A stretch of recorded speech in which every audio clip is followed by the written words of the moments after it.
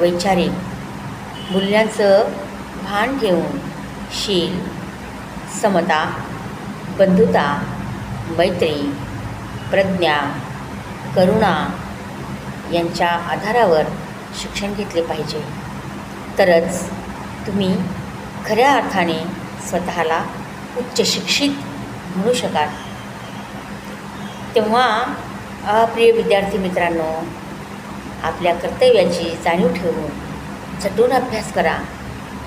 तुम्हाला लाभलेली शक्ती, तुमच्या अंगी असलेली पात्रता, तुमच्या अंगी असलेली विद्वत्ता आणि तुमच्या मनात असलेलं उच्च ध्येय या सगळ्या गोष्टीचा विचार करून त्याप्रमाणे आपल्या जीवनाची वाटचाल करा. झटून अभ्यास करा.